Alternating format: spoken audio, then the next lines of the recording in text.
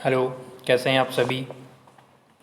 एक बार फिर से अपन डिस्कशन करेंगे कि देखिए लास्ट क्लास में अपन पढ़ चुके हैं ऑलरेडी कि जो meeting of patient nutritional needs थी उसके बारे में अपन ने देखा कि 3 फेजेज पढ़े। सबसे पहले पढ़ी pre operative phase, inter operative phase और देन पढ़ा पोस्ट ऑपरेटिव फेज। अब जो नया टॉपिक है और नई चीज़ पढ़ने वाले हैं वो है wound.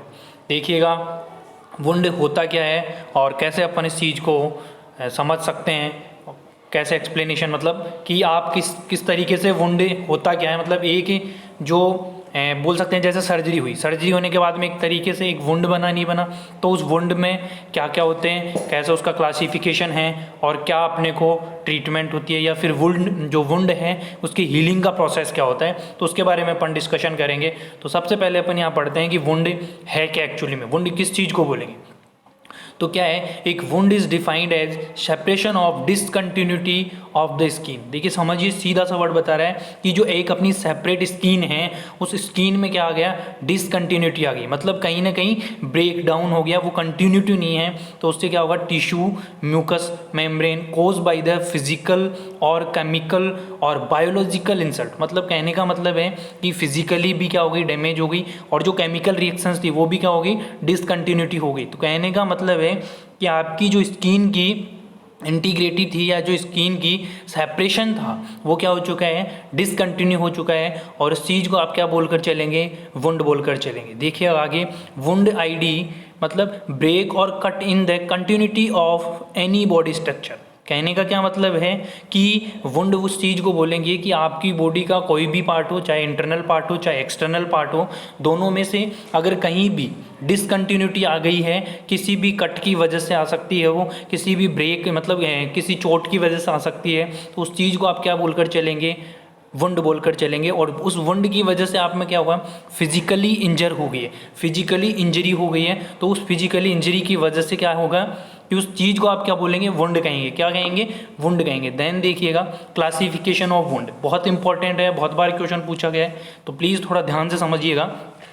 According to status of skin integrity, according to status of skin integrity कहने का क्या मतलब है कि देखिएगा 4 बेसिस पे मोस्टली क्लासिफिकेशन किया गया है। तो जो पहला बेसिस है वो है अकॉर्डिंग टू स्किन इंटीग्रिटी। अब इसमें समझिएगा कि सबसे पहले है ओपन वुंड और सेकंड है क्लोज वुंड। ओपन वुंड क्या होता है, break the continuity of the skin and exposing the underlining tissue to the open airway. कहने का क्या मतलब है कि आपकी ब्रेकडाउन हो गया है, वुंड बन गया है, जो कंटिन्यूटी थी स्किन की वो क्या हो चुकी है, डिसकंटिन्यूटी में कन्वर्ट हो चुकी है। मतलब स्किन की जो कंटिन्यूटी थी, जो स्किन का सेपरेशन था वो क्या हो चुका है, ब्रेक डाउन हो चुका है। तो उसमें क्या हो चुकी है, डिसकंटिन्यूटी हो चुकी है।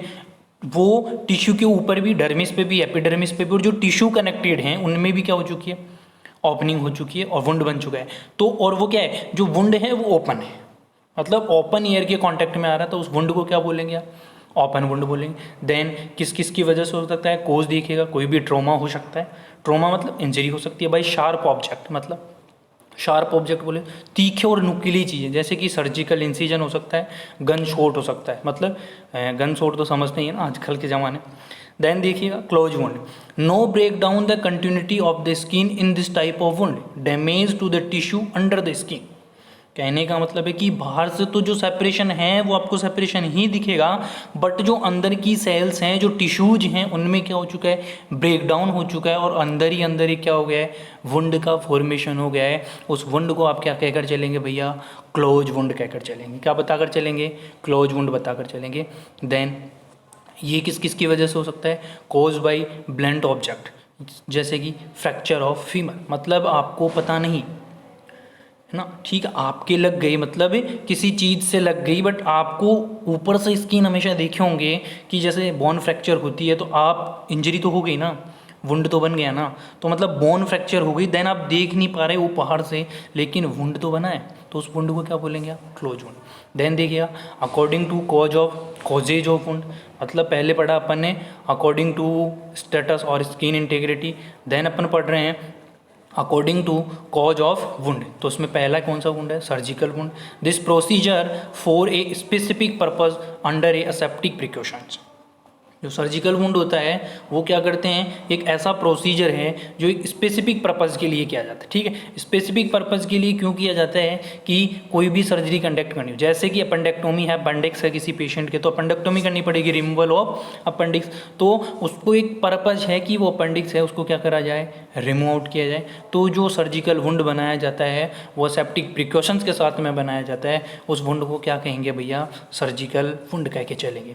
देन एक्सीडेंटल वुंड या ट्रॉमेटिक वुंड, देखिएगा ये वुंड ऐसे बन सकता है, कैसे बनेगा कि भाई this occur is by an accidental condition, कि आपको पता नहीं था, आप जानबूझकर वो वुंड नहीं बना पाए, वुंड तो कोई भी जानबूझ के नहीं, लेकिन एक्चुअली में क्या हुआ कि किसी एक्सीडेंट की वजह से, किसी ऐसी दुर्घटना की वजह से आपकी बॉडी पे, आपकी बॉडी का जो सेपरेशन है वो डिसकंटिन्यूटी हो गया, और उस टाइप के एक्सीडेंटली हुआ है, तो उस टाइप के वुंड को क्या बोलेंगे, एक्सीडेंटल वुंड बोलकर चलेंगे अपन।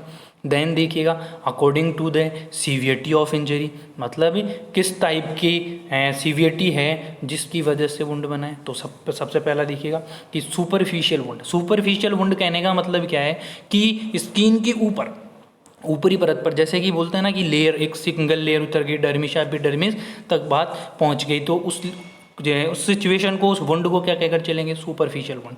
There is the break the epidermal layer of the skin, example child fall in the cement floor, जैसे कि जो लेयर है ऊपर की, जो एपिडर्मिस लेयर है, एपिडर्मल लेयर है, वो क्या होगी, सिर्फ डिसकंटिन्यूटी है। एग्जांपल समझो कि बच्चे दौड़ रहा था कोई भी ग्राउंड में, तो फिसल गया और जो स्किन थी वो क्या हो गई, छिल गई या फिर रिमूव हो गई, तो उस चीज़ को क्या बोलेंगे, सुपरफिशियल वुंड। देन क्या करेंगे, पेनिट्रेटिंग वुंड। पेनिट्रेटिंग मतलब क्या है कि बॉडी को पेनिट्रेट करके, पेनिट्रेट मतलब एंट्री कर रही है कहीं से और पेनिट्रेट करके अंदर तक जा रहा है होगा, उस चीज़ को बोलेंगे आप। तो पेनिट्रेटिंग वुंड क्या होगा, there is break in epidermal, dermis and deep tissue, epidermis को भी तोड़ रही है, डर्मिस को भी तोड़ रही है और टिश्यू तक भी जा रही है, ठीक है।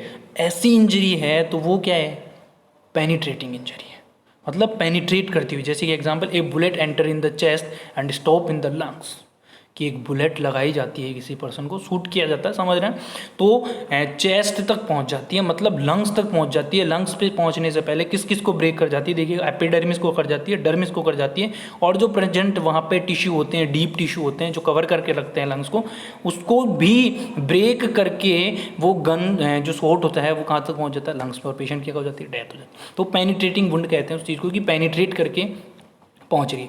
नेक्स्ट आता है perforating wound. Perforating wound, foreign object enter and exit internal organ. क्या हुआ कि फोरेजन ऑब्जेक्ट एंटर कर गया एंड एग्जिट इंटरनल ऑर्गन, कहने का मतलब है कि कोई वुंड बना, अब उस वुंड की वजह से कोई दूसरा बैक्टीरिया, वायरस या ऑब्जेक्ट उस वुंड के माध्यम से क्या गया, अंदर पहुंच गया वुंड में, और वुंड में पहुंचकर जो इंटरनल ऑर्गन्स हैं उसमें भी क्या कर दिया, वुंड जनरेट कर दिया, मतलब उस ऑर्गन को परफोरेट कर दिया। परफोरेट मतलब एक तरीके से कहने का मतलब है कि टोटली ब्रेकडाउन कर, जिस चीज़ में ब्रेकडाउन हो रहा है, स्किन की कंटिन्यूटी में अगर ब्रेकडाउन हो रहा है तो आप उसको क्या कहकर चल रहे हैं कि वुंड हो गया, तो क्या बोलेंगे, परफोरेटिंग वुंड कह के चलेंगे उस चीज़ को। देन देखिएगा नेक्स्ट फोर्थ आता है puncture wound, injury of deep tissue but there is only very small opening on the surface, example insect bite. कहने का मतलब है पंचर बाइट का मतलब घाव तो बहुत ज़्यादा हुआ, वुंड तो बहुत गहरा हुआ, लेकिन क्या होगा कि स्मॉल होगा। जैसे कि बायोप्सी करते हैं, घाव बनता है हल्का, लेकिन उसमें क्या होता है, बहुत ही स्मॉल बनता है, सिर्फ टिश्यू लिए जाते हैं। बायोप्सी में क्या करते हैं, जो लाइव टिश्यू हैं, जो जीवित टिश्यू होते हैं, उसको क्या करा जाता है, इंसर्ट किया जाता है, ठीक। तो उस चीज़ को, या इंसेक्ट बाइट मतलब किसी डॉग वॉग ने काट दिया तो उसकी वजह से हो सकता है, चूहे वगैरह काट देते हैं, तो एक मतलब स्मॉल इंसिजन बना है, तो उस चीज़ को क्या कहेंगे, पंचर वुंड। या फिर निडल की वजह से भी पंचर हो जाता है तो वो भी क्या कहलाता है, पंचर वुंड कहलाता है। नेक्स्ट देखिएगा अकॉर्डिंग टू क्लीननेस, मतलब अकॉर्डिंग टू क्लीननेस का मतलब है कि ये किस प्रकार से, क्लीननेस के आधार पर वुंड। तो सबसे पहला है clean wound which does not contain pathogenic organism, example surgical wound. Clean wound वो वुंड होता है जहाँ पे कोई भी पैथोजेनिक ऑब्जेक्ट प्रेजेंट नहीं है, आपने बिल्कुल एसेप्टिक टेक्निक यूज़ करी है प्रॉपर तरीके से, और वुंड बनने के बाद भी एसेप्टिक टेक्निक यूज़ कर रहे हैं, बिल्कुल क्लीन रख रहे हैं वुंड को, तो उसको क्या कहकर चलेंगे भैया अपन, अरे बोलो क्या कहकर चलें, क्लीन वुंड कहकर चलें। देन कंटामिनेटेड वुंड, सेकंड क्या है, कंटामिनेटेड वुंड, मतलब wound contaminated with pathogen, example accidental wound, example accidental wound. आप देखो कंटामिनेटेड वुंड कौन सा होगा कि भैया हुआ तो किसकी वजह से, एक्सीडेंट की वजह से वुंड बना, लेकिन जो नियर सरफेस थी उस पर कोई बैक्टीरिया वायरस, उस पर कोई पैथोजेंस प्रेजेंट थे, तो वो पैथोजेंस वो क्या कर रहे हैं, एंटर कर गए।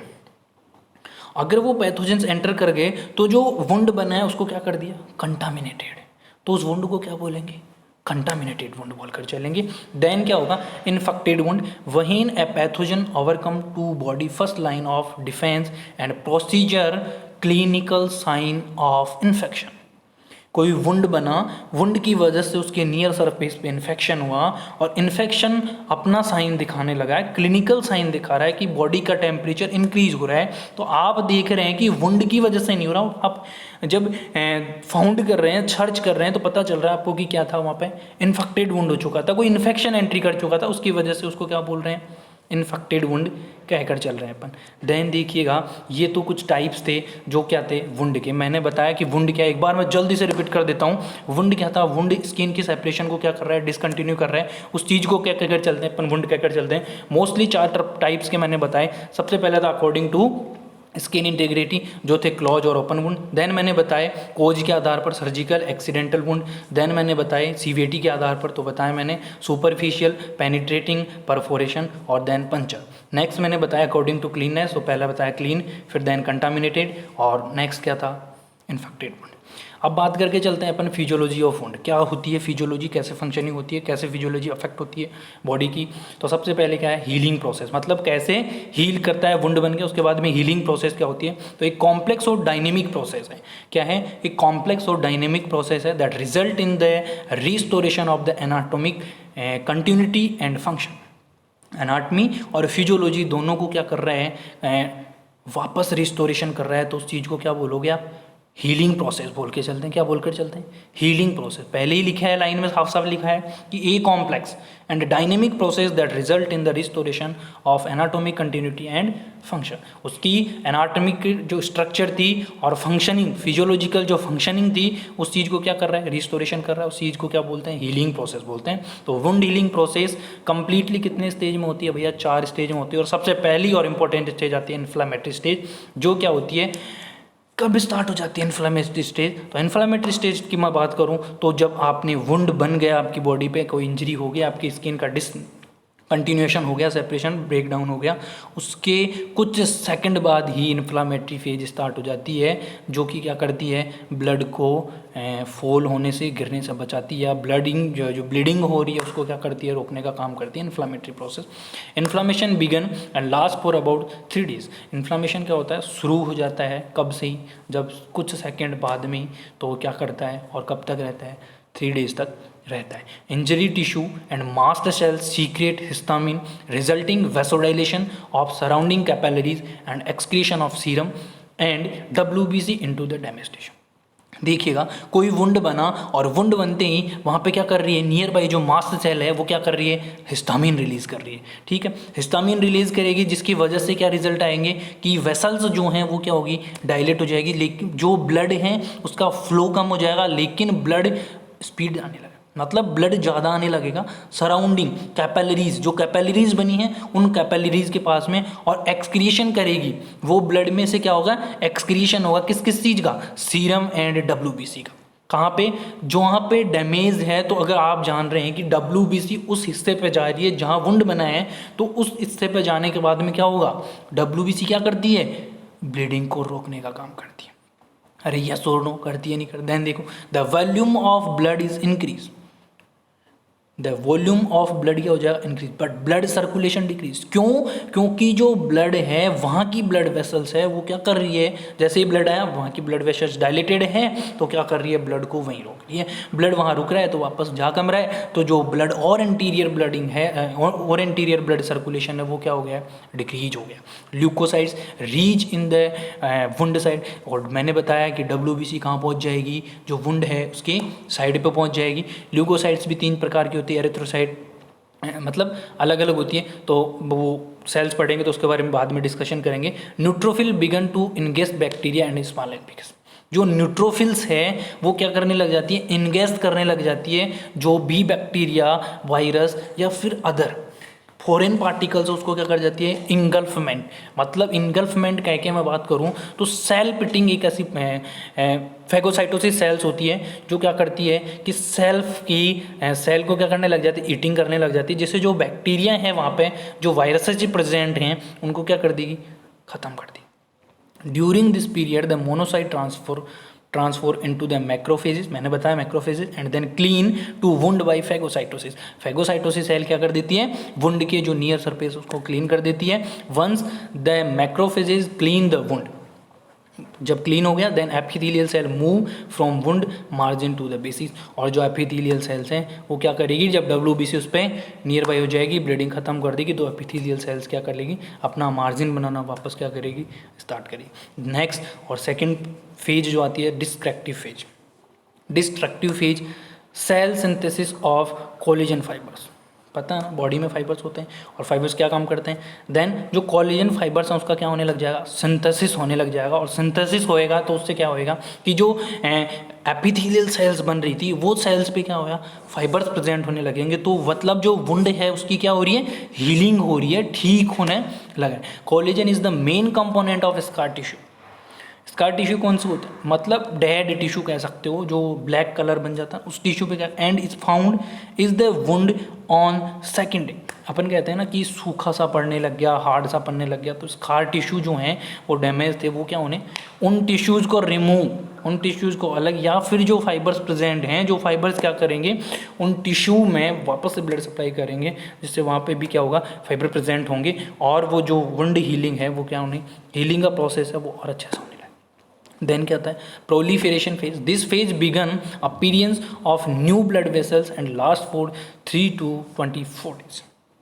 प्रोलिफरेशन क्या फेज क्या करेगी, जो ब्लड वेसल्स डैमेज हो गई है वहाँ पे इस फेज में जो नई ब्लड वेसल्स बनेगी, वो नई ब्लड वेसल्स बनने में कितना टाइम लग सकता है भैया, 3 से लेकर 24 दिन लग सकता है। और इस बीच प्रोलिफरेशन फेज के बीच में क्या होगा कि वो ब्लड वेसल्स वहाँ पे ब्लड का फ्लो बढ़ाएगी, उस वेसल्स में क्या होगा, ब्लड जाता रहेगा, तो वहाँ पे न्यूट्रिएंट्स और विटामिन्स जाते रहेंगे, जिसकी वजह से जो नियर सरफेस या न्यूट्रिएंट्स की कमी हुई है स्किन सरफेस पे वो क्या होगी, फुलफिल होगी, और जैसे फुलफिल होगी तो हीलिंग का प्रोसेस काफ़ी अच्छा हो जाएगा। देन क्या होगा, मैच्योरेशन फेज, जिसमें क्या होगा, this phase more than 1 year, ये फेज 1 साल तक भी चल सकती है। मैच्योरेट मतलब कहते हैं ना कि बहुत बड़े घाव होते हैं, कोई इंजरी होती है तो उसमें क्या होता है, बहुत टाइम लग जाता है ट्रीट होने में, सही होने में, तो मतलब लग सकता है, ऐसा नहीं है कि डेफिनेट हर वुंड में ही 1 साल लगता है, नहीं। There is scar formation by fibroblast, जो फाइब्रोब्लास्ट सेल्स है उसकी वजह से क्या होता है, स्कार का फॉर्मेशन, डार्कनेस जो देखते हैं वो उसको बोलते हैं scar. Usually the scar tissue contain menocytes cells and has light colour than normal skin. फिर मेनोसाइट सेल्स वहाँ पे होती है, देन पहले डार्क होता है, फिर क्या होगा, लाइट होगा हल्का फुल्का, देन क्या होगा, नॉर्मल स्किन की तरह हो जाता है। तो ये होती है हीलिंग प्रोसेस। हीलिंग प्रोसेस में 3 फेज देखी अपन ने, सबसे पहली कौन थी सी, इन्फ्लामेटरी फेज या इन्फ्लामेशन फेज, देन सेकेंड क्या है, destructive phase, then proliferation phase, और देन मैच्योरेशन फेज। नेक्स्ट बात करते हैं फैक्टर अफेक्टिंग हीलिंग प्रोसेस। कौन कौन से ऐसे फैक्टर हैं जो हीलिंग के प्रोसेस को क्या कर सकते हैं, अफेक्ट कर सकते हैं। तो 2 टाइप्स के फैक्टर होते हैं। सबसे पहले बात होती है favourable factor.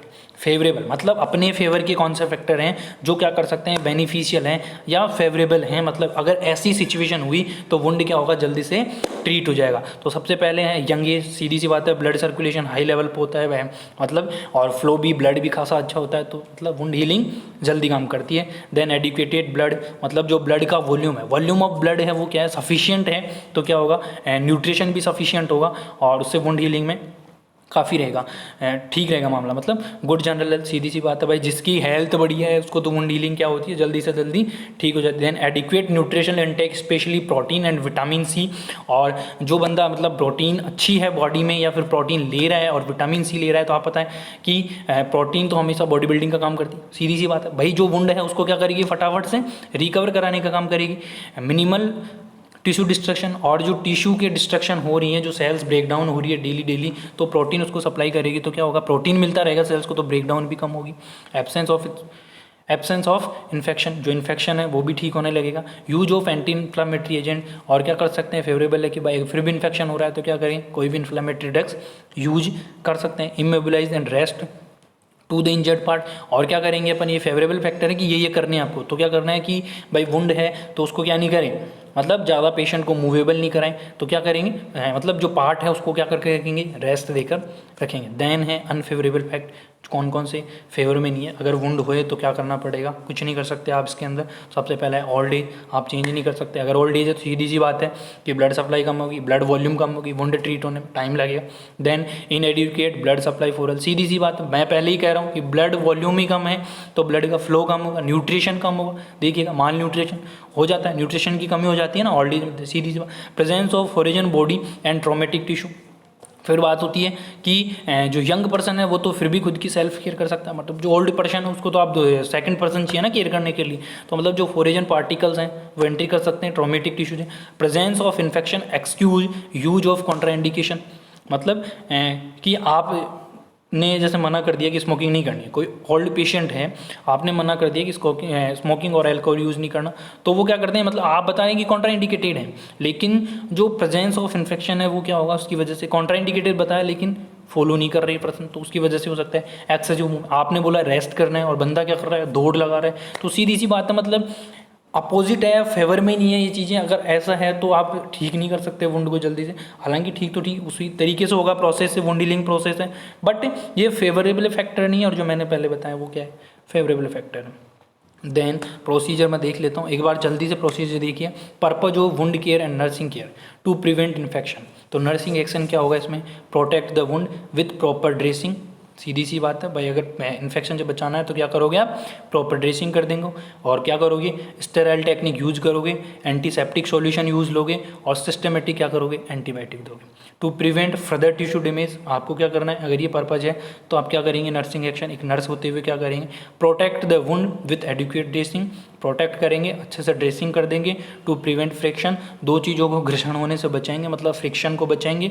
Immobilise the injured part by using bandage, splint और प्लास्टर, आप जो इंजर्ड पार्ट है उस पर क्या करेंगे, बैंडेज कर देंगे या स्प्लिंट लगा देंगे, और अगर प्लास्टर की ज़रूरत है तो क्या करेंगे, प्लास्टर यूज़ करेंगे। देन देखिएगा supply of essential nutrition, protein और विटामिन सी, मैंने पहले भी बताया कि आपको क्या कर देना, वुंड हो गया तो उस पर्सन को रिच विटामिन सी और प्रोटीन डाइट देनी है। एंश्योर गुड ब्लड सप्लाई, जिससे क्या होगी, अच्छी ब्लड सप्लाई होगी, by remove and tight bandage and dressing, और अगर आपने बहुत ज़्यादा टाइट बैंडेज कर रखी है तो जो ब्लड का फ्लो है, जो ब्लड का सर्कुलेशन है वो स्लो हो सकता है, तो उसके लिए आपको क्या कर देनी है, बैंडेज और ड्रेसिंग को लूज कर देनी है, रिमूव आउट कर देनी है। To observe inflammatory execute, to promote drainage, apply observant cotton और गोज पीस, अगर वहाँ पे से कोई भी इन्फ्लामेटरी सीक्रेशन, तो इन्फेक्शन के सीक्रेशंस आ रहे हैं, कोई भी डिस्चार्ज हो रहा है तो उसको ऑब्जर्व करने के लिए क्या करेंगे, या तो कॉटन का यूज़ करेंगे या जो गोज पीस हैं उसका यूज करें आप। Use drain tube to prevent collection of fluid, अगर ज़्यादा ही फ्लूइड का डिस्चार्ज हो रहा है तो वहाँ पे क्या कर देंगे आप, ड्रेन ट्यूब लगा देंगे जो कि फ्लूइड्स एक जगह कलेक्ट हो जाए। सक्शन में भी यूज फॉर ड्रेन, अगर फिर भी जो डिस्चार्ज है वो ज़्यादा है तो क्या करेंगे, सक्शन मेथड के द्वारा सक्शन करके रिमूव आउट कर लेंगे, उसको ड्रेन कर लेंगे। Elevate the injured part to increase the venous return of blood to the head, elevate करके रखना है पार्ट को जो पे क्या है, इंजरी हुई है, इंजरी, ठीक है। इंक्रीज द वेनस रिटर्न, जो वेनस का जो वेनस फ्लो है वो क्या होगा, ज़्यादा होगा हार्ट, ठीक है, मतलब हार्ट पंप करेगा तो वहाँ तक ब्लड, अगर मान लीजिए जैसे ब्लीडिंग हो रही है तो अगर ऐसा ब्लीडिंग हो रही है तो क्या करेंगे आप, उस पार्ट को ऊपर कर देंगे ताकि ब्लड का फ्लो है वो डिक्रीज होगा, तो ब्लीडिंग होने के चांसेस कम होंगे। To convert contaminated wound into the clean wound, आप कैसे करेंगे कंटामिनेटेड वुंड को क्लीन वुंड में कन्वर्ट, तो if wound fill the pus then carefully remove the pus and damage tissue, आप देखिए कि जो वुंड है वो कंटामिनेटेड है तो आपने क्या करा, जो पस भरा हुआ था उसमें जो इन्फेक्शन भरा हुआ था उसको क्या करा, केयरफुली रिमूव करा। देन जो टिश्यू डैमेज थे, जो पस था उसको क्या करा, रिमूव आउट किया। देन क्या करा, to prevent multiplication of bacteria, जिससे आपने क्या करा, जो मल्टीप्लिकेशन हो सकता था बैक्टीरिया का उसको क्या कर दिया, रिमूव आउट कर दिया। देन क्या किया, clean wound with sterile solution, और फिर आपने क्या कर दिया, स्टेराइल सॉल्यूशन की हेल्प से वुंड को क्लीन कर दिया, ठीक है। अब जब क्लीन कर दिया तो कौन सा वुंड हो गया भैया, क्लीन है, क्लीन वुंड हो गया। देन टू प्रिवेंट हेमरेज, अगर हेमरेजिंग हो रही है, ब्लीडिंग हो रही है तो क्या करेंगे, to apply pressure dressing. Then when there is bleeding, जहाँ पे या तो आप प्रेशर करें अच्छा वाला, या फिर क्या करें आप उस एरिए को अच्छे से ड्रेसिंग कर दे, टाइट वाली ड्रेसिंग कर दे, जिसकी वजह से क्या हो, हेमरेज कम हो जाए। To restore the function of body part, और जो बॉडी के पार्ट्स हैं जो फंक्शनिंग नहीं कर रहे, जो एनाटॉमिकल डिस्ट्रक्शन हो गया है और फिजियोलॉजिकली भी कम हो गए हैं, तो उस चीज़ को, उस पार्ट को कोशिश कराएंगे क्या, dressing should not be interfere the body part. तो अगर ड्रेसिंग की वजह से वैसा हो रहा है तो आप उसको क्या कर देंगे, ड्रेसिंग को थोड़ा लूज़ कर देंगे ताकि पेशेंट क्या कर सके, अपनी जो फंक्शनिंग है नॉर्मल उसको वापस कंटिन्यू कर सके। Then thank you so much everyone, और सेफ रहिए, घर में रहिए, सुरक्षित रहिए। थैंक यू, मिलते हैं नेक्स्ट क्लास में।